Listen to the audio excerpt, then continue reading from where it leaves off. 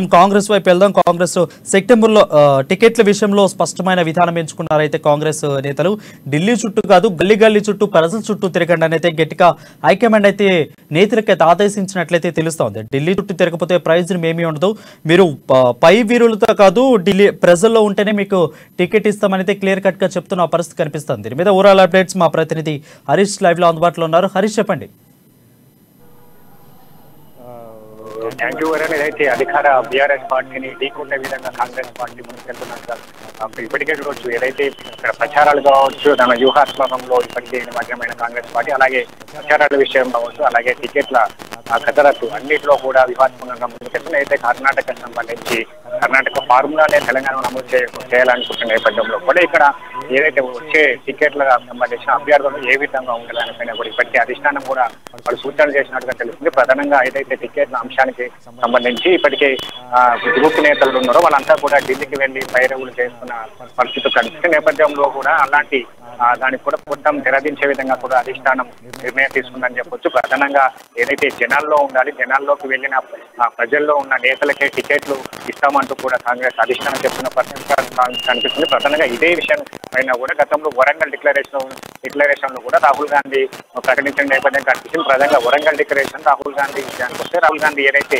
జనాల్లో ప్రాబల్యం కలిగిన నేతలు వాళ్ళు జనాల్లో ఉండాలి, ప్రజాక్షేత్రంలో ఉండాలి, ప్రశ్నిస్తూ ఉండాలి, అధికార ప్రభుత్వ వైఫల్యాలను కూడా నిగుదీసే విధంగా కూడా ప్రతి నేతలు కూడా పనిచేసుకుంటూ పోతే వాళ్ళకి ఇళ్ల వద్దకే టికెట్లు వస్తాయని కూడా కీలక నేత రాహుల్ గాంధీ చెప్పిన పరిస్థితి కనిపిస్తుంది. అలాగే అయితే ఇప్పుడే కర్ణాటక సంబంధించి కూడా ఇదే ఫార్ములాను కర్ణాటక అమలు చేయడం జరిగింది. ప్రధానంగా ఏదైతే గ్రూపు నేతలు కావచ్చు, గ్రూపు సంబంధించిన వాళ్ళ తాలూకు నేతలకు టికెట్లు ఇవ్వాలంటూ కూడా పైరవులు చేస్తే వాళ్ళకు టికెట్లు ఇవ్వాలంటూ కూడా అధిష్టానం చెప్పిన పరిస్థితి నేపథ్యంలో వచ్చే ఎన్నికలకు టికెట్లు ఎలా ఉండబోతున్నాయి, ఏ విధంగా టికెట్లు అభ్యర్థులు ఎవరు ఉండబోతున్నారని పైన కూడా పూర్తిగా సర్వేలతో నిమగ్నమై ఉంటుంది. సర్వే రిపోర్టు అనుగుణంగానే కూడా ఇక్కడ రేతలు అక్కడ రాజకీయ పరిస్థితులు కావచ్చు, సామాజిక అంశాలు కావచ్చు, ఇక్కడ ఎంతవరకు జనాలను ప్రభావితం చేయగలిగారు, ప్రజల్లోకి ఎంతవరకు చేరగలిగారు, అలాగే అధికార ప్రభుత్వాల వైఫల్యాలు ఏంటి, ఈ విషయాలపైన కూడా కాంగ్రెస్ పార్టీకి సంబంధించి ఒక సర్వే రిపోర్ట్ ఉంటే ఆ రిపోర్టు నివేదిక ఆధారంగానే ఇప్పటికీ దీనికి సంబంధించి స్పష్టమైన వైఖరి అయితే అధిష్టానం చెప్పి నేపథ్యంలో కూడా ఇక్కడ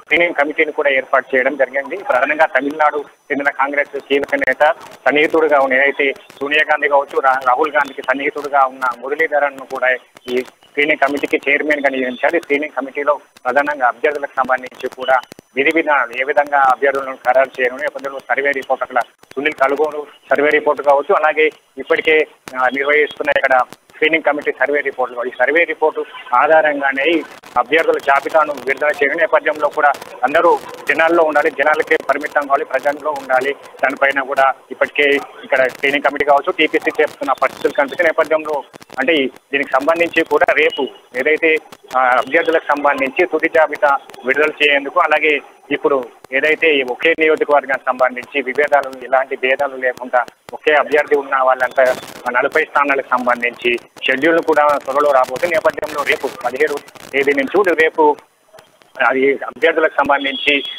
అప్లికేషన్ కూడా తీసుకోవడం, డీడీ రూపంలో కూడా ఏదైతే అభ్యర్థులకు సంబంధించి వాళ్ళు రుసుములను ఏదైతే అప్లై చేసుకునేందుకు కూడా ఎమ్మెల్యే అభ్యర్థికి అప్లై చేసుకునేందుకు కూడా కొంచెం రుసుము చెల్లించి కూడా డీడీ కట్టే విధంగా కూడా ఇక్కడ సబ్ కమిటీని ఏర్పాటు చేయడం. ఈ దామోదర్ రాజనరసింహ నేతృత్వంలో వర్కింగ్ ప్రెసిడెంట్ మహేష్ గౌడ్ నేతృత్వంలో ఈ సబ్ కమిటీ పనిచేయడం నేపథ్యంలో రేపటి నుంచి 25వ తేదీ వరకు ఎవరైతే అసెంబ్లీ ఆశావాహులు ఉంటారో అంతా ఎమ్మెల్యేల అభ్యర్థులు వాళ్ళంతా కూడా గాంధీ భవన్ వేదికతో అప్లై చేసుకునే పరిస్థితి నేపథ్యంలో వాళ్ళ దానికి సంబంధించిన రుసుము ఏ విధంగా ఉండబోతుంది అనే పైన కూడా ఈరోజు ఒక ఫైనలైజ్ చేసే అవకాశం కనిపిస్తుంది. అలాగే మనం చూడవచ్చు ప్రస్తుతానికి ఇప్పుడు అభ్యర్థుల విషయానికి వస్తే ఇప్పటికే వాళ్ళు సూచనలు చేసిన పరిస్థితి కనిపిస్తుంది. అక్కడ మహిళా అభ్యర్థులు కావచ్చు, అలాగే ఎటైతే ఢిల్లీలో అయితే క్లియర్ కట్ గా చెప్పేశారు, ఢిల్లీ చుట్టూ కాదు గల్లీలో ప్రజల చుట్టూ తిరగండి అని అయితే ఢిల్లీ హైకమాండ్ అయితే క్లియర్ గా స్పష్టం చేసింది హరీష్.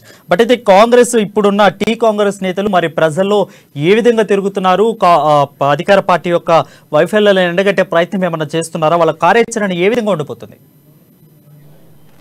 చూడొచ్చు వరుణ్, ఇప్పటికే చూడొచ్చు కాంగ్రెస్ పార్టీ ఏదైతే కర్ణాటక ఎన్నికల తర్వాత కూడా ఒక జోష్ అనిపిస్తున్న వాతావరణం కనిపిస్తుంది. ఇక్కడ పొంగులేటి శ్రీనివాసరెడ్డి కావచ్చు, అలాగే బీఆర్ఎస్ సంబంధించిన అధికార నేతలంతా కూడా ఈ చేరికల విషయంలో కూడా అన్ని విషయాల్లో కూడా కాంగ్రెస్ పార్టీ ఇక్కడ బీఆర్ఎస్ వర్సెస్ కాంగ్రెస్ గా మారిన రాష్ట్ర రాజకీయాలు మారిన తీరు కనిపిస్తుంది. నేపథ్యంలో ప్రచారాలకు సైతం ఇప్పటికే పలు డిక్లరేషన్లు కూడా ప్రకటించిన పరిస్థితులు కనిపించిన నేపథ్యంలో వచ్చే 24వ తేదీన చేవేలలో ఏదైతే ఖర్గే సభని నేపథ్యంలో కూడా వాళ్ళు ఇంకో ఎస్సీ ఎస్టీ డిక్లరేషన్ కూడా ప్రకటించేందుకు కూడా రెడీ అవుతుందని చెప్పొచ్చు. ఇంకా ఇలాంటి 4 సభలు ఏదైతే 4 పార్లమెంట్ సంబంధించి 4 సభలను ఏర్పాటు చేయడం జరిగింది. ఇప్పటికీ తిరగబడతాం తరిమి కొడతాం అంటూ కూడా రాష్ట్ర వ్యాప్తంగా అధికారం బీజేపీ కావచ్చు, బీఆర్ఎస్ ప్రభుత్వ వైఫల్యాలను గట్టిగా ప్రజల్లో ఎండగొట్టాలి. ఏదైతే గతంలో బీఆర్ఎస్ ప్రభుత్వం ప్రజలకు ఇచ్చిన హామీలు ఏంటిది, ఎంతవరకు విస్మరణ గురై ఇక్కడ దళిత బంధు కావచ్చు, గిరిజన బంధు కావచ్చు, కుటుంబ వ్యవహారం కావచ్చు, ఇలా రైతుల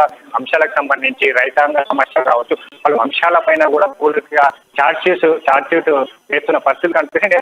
ఏదైతే తిరగబడతాం తరిమి కొడతాం అనే కార్యక్రమం నేపథ్యంలో కూడా చార్జ్ షీట్ వేసే విధంగా ఉండాలి. నియోజకవర్గాల్లో ఎమ్మెల్యేల పనితీరు ఏంటి, ఎమ్మెల్యే వాళ్ళకి ఇచ్చిన గతంలో అక్కడ ప్రజలకు ఇచ్చిన హామీలు ఎంతవరకు నెరవేరినంత కూడా నేతలంతా అక్కడ క్షేత్రంలో ఇప్పటికీ చాలా మంది నేతలు కూడా అక్కడ నియోజకవర్గాల్లో పరిమితమైన పరిస్థితి కనిపిస్తుంది. ప్రధానంగా అక్కడ స్థానిక ఇష్యూలో ఫోకస్ చేసుకున్నట్టుగా తెలుస్తుంది. అయితే కర్ణాటక ఫార్ములాలో భాగంగా కూడా కర్ణాటకలో ఇదే ఫార్ములా కూడా అక్కడ అప్లై చేయడం జరిగింది. ప్రధానంగా స్థానిక సమస్యలను టార్గెట్ చేస్తే అభ్యర్థికి బలం చేకూరుతుందని చెప్పేసి ఇక్కడ అధిష్టానం కూడా చెప్పిన పరిస్థితులు కనిపిస్తున్నాయి. కాబట్టి ఈ నేపథ్యంలో పలు అంశాలపైన కూడా నియోజకవర్గంలో నేతలంతా పరిమితంగా ఉండాలి, స్థానిక అంశాలను ప్రస్తావించాలి, తర్వాత ప్రత్యేకలు కావచ్చు, ఇలా అన్ని అంశాలను పరిగణన తీసుకొని లోకల్ గా ఉండాలి, ఆ లోకల్ ఇష్యూస్ పైన ఫోకస్ చేయాలంటూ కూడా ఇప్పటికే టీవీసీ కావచ్చు అధిష్టానం నేతలకు చెప్పిన పరిస్థితుల నేపథ్యంలో కూడా ఇలాంటి అంటే అన్ని వ్యూహాత్మకంగా కూడా కాంగ్రెస్ పార్టీ ముందుకెళ్తున్నట్టుగా తెలుస్తుంది. ప్రధానానికి సంబంధించి వచ్చే నెల 1వ వారం 2వ వారంలో కూడా 40 మందికి సంబంధించిన